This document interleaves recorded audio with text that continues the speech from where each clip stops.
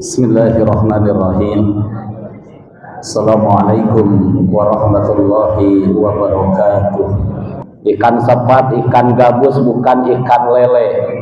Semakin cepat semakin bagus, jangan bertele-tele. Suai.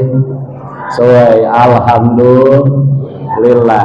Hadirin Bapak Ibu yang Allah muliakan, judul santapan rohani malam kedua pada tahun ini adalah kaifiyat puasa Ramadan. Kaifiyat puasa Ramadan. Puasa Ramadan merupakan ibadah tahunan yang Allah perintahkan kepada orang Islam, wabil khusus orang yang beriman.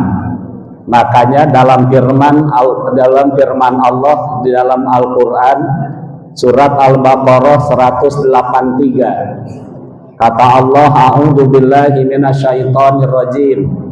Ya ayyuhalladzina amanu kutiba alaikumus syiyam kama kutiba alal ladzina min qablikum la'allakum tattaqun.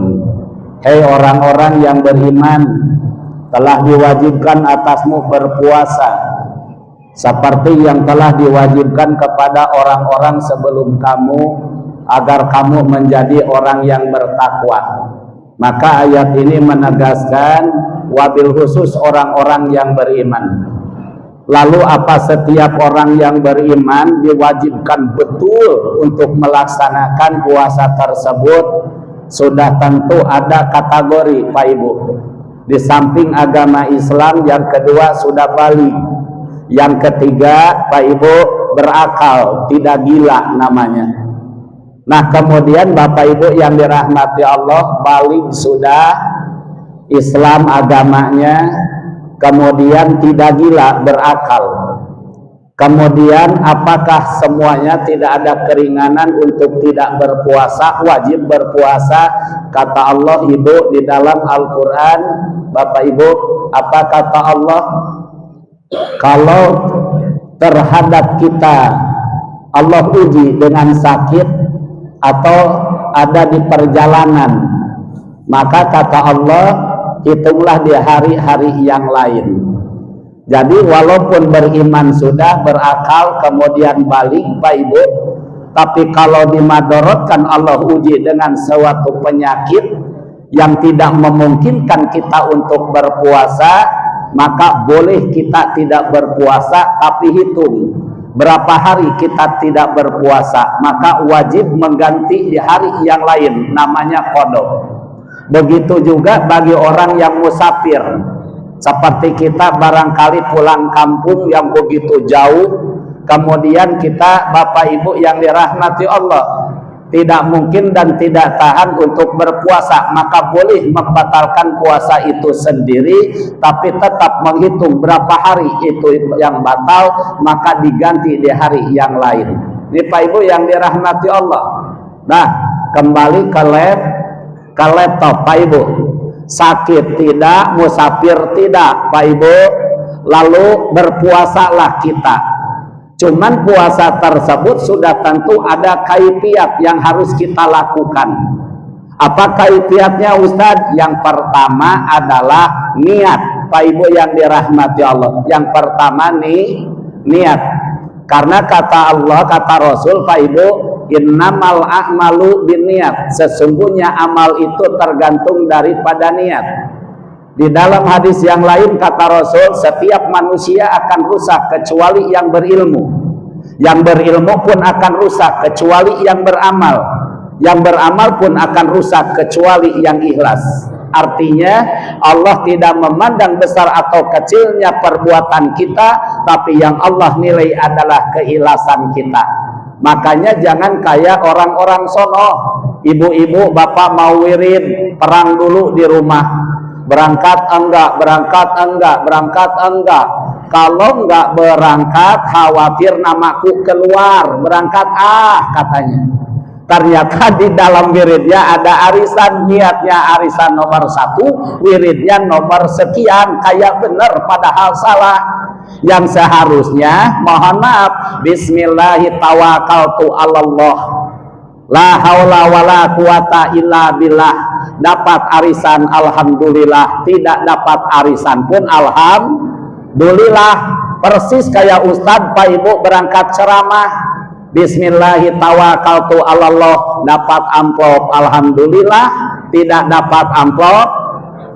Nah itu terserah Bapak Ibu deh. Pak Ibu yang dirahmati Allah, yang paling utama adalah niat. Nah begitu juga dengan puasa. Niat bisa didua lakukan Pak Ibu. Yang pertama Pak Ibu, yang selalu dilakukan oleh Imam Syafi'i, ya, artinya kita semua pun hampir sama Pak Ibu, melakukan niat puasa setiap malam, hendak melakukannya itu niat dibacakan setiap malam Pak Ibu. Aku niat puasa esok hari untuk menunaikan puasa Ramadan di tahun ini karena Allah Ta'ala. Nah ini berdasarkan hadis Pak Ibu, tidak ada puasa baginya, bagi orang yang puasa malam harinya tidak berniat sebelum terbitnya fajar. Ini hadisnya Pak Ibu yang dirahmati Allah. Maka akhirnya dilakukanlah niat tersebut setiap malam. Yang kedua, ada niat yang dilakukan hanya di awal daripada bulan Ramadan Pak Ibu. Nah ini melakukan adalah Imam Maliki Pak Ibu. Nah diantaranya barangkali kita semua pun ada Pak Ibu.